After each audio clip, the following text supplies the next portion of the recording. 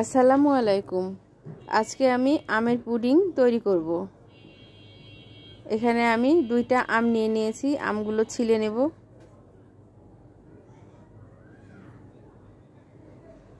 আমি এই কাজটা হাত দিয়েই করব, কোনো ব্লেন্ডার ব্যবহার করব না, কারণ আমগুলো অনেক পাকা, ব্লেন্ডারের কোনো দরকার নেই।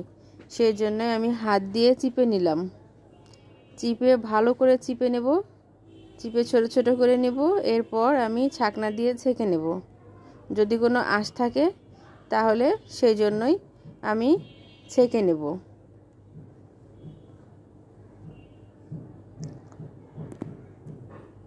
ছাকা হয়ে গেলে আমি একটা বাটিতে নিয়ে পরবর্তী কাজগুলো করে ফেলব।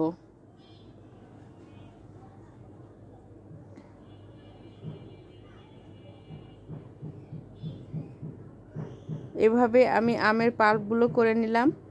এরপর এর মধ্যে আমি 3 চামচ চিনি দিয়ে দিয়েছি। আমগুলো অনেক মিষ্টি, বেশি চিনি দেওয়ার প্রয়োজন নাই। এখানে আমি আগার আগার পাউডার 1 চামচ দিয়ে দিয়েছি। দিয়ে ভালো করে মিশিয়ে নেব। আর সামান্য একটু পানি দিয়ে দিয়েছি যাতে এর ঘনত্বটা একটু কম হয়। অন্যদিকে আমি 1.5 কাপ দুধ নিয়ে নিলাম। দুধের মধ্যে আমি চিনি দিয়ে দিব 3 চামচ মতো। তার আগে আমি গুঁড়া দুধ দিলাম 3 চামচ।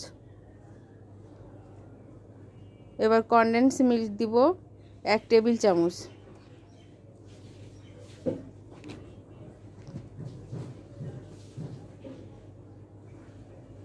চিনি দিলাম 3 চামচ। আর আগার আগার পাউডার দিব 1 চামচ। আমার এই রেসিপি যদি আপনাদের ভালো লেগে থাকে তবে লাইক, কমেন্ট, শেয়ার করবেন। আরও নতুন নতুন রেসিপি দেখার জন্য আমার চ্যানেলটিকে সাবস্ক্রাইব করবেন।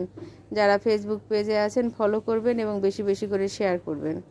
আর যারা ফেসবুক পেজ এবং ইউটিউব চ্যানেলে আমার সঙ্গে আছেন তাদেরকে অনেক অনেক অভিনন্দন আমার সঙ্গে থাকার জন্য।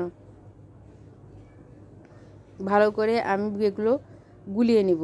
দুধ, কনডেন্স মিল্ক, চিনি সব কিছুই গলিয়ে নিব। এখানে আমি 1 পিস পাউরুটির 4 ভাগের 3 ভাগ গুঁড়ো করে নিয়েছি। এটাও আমি হাত দিয়ে গুঁড়ো করেছি।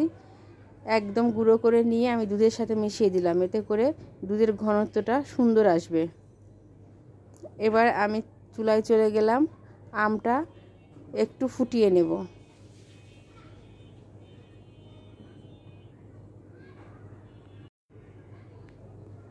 আম ফুটানো হয়ে গিয়েছে। আমি একটা বক্সে ঢেলে নিলাম। একটু ঠান্ডা হয়ে আসলে ফ্রিজে রেখে দিব সেট হওয়ার জন্য। অন্যদিকে আমি দুধটাও ফুটিয়ে নেব। ভালো করে ফুটিয়ে নিব। একটা এলাচ দিয়ে দিব যাতে এর সেন্টটা ভালো আসে এবং সামান্য একটু ঘি দিয়ে দিব। এটা অপশনাল, ইচ্ছা হলে দিবেন, না হলে না দিবেন। আমগুলো আমার সেট হয়ে গিয়েছে, কেটে নিলাম। কেটে নিয়ে আমি চাকুটা দিয়ে একটু উল্টে পাল্টে দিলাম। দিয়ে এর মধ্যে আমি যে দুধটা রেডি করে রেখেছি সেটা ঢেলে দেব। এতে করে আমের পুডিংটা এর মধ্যেই সেট হয়ে যাবে। একসাথেই দুটো সেট হয়ে যাবে। এরপর একটু ঠান্ডা হয়ে আসলে ফ্রিজে রেখে দেব ভালো করে সেট হওয়ার জন্য। আমি এখানে কিছু কাঁচা আম কেটে উপর দিয়ে দিলাম যাতে ফ্লেভারটা খুব ভালো আসে। প্রায় 2 ঘন্টার মতো আমি ফ্রিজে রেখে দিয়েছিলাম। এরপর এই যে ফ্রিজ থেকে বের করলাম, দেখেন কত সুন্দর হয়েছে, একদম সেট হয়ে গিয়েছে। এবার আমি এটা একটা প্লেটে ঢেলে নেব।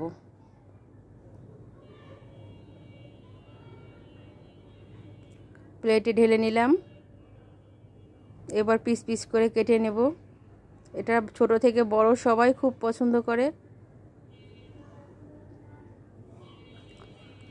আমার বাচ্চারা তো অপেক্ষাই করতে পারছে না, ওরা নিয়ে খাওয়া শুরু করে দিয়েছে।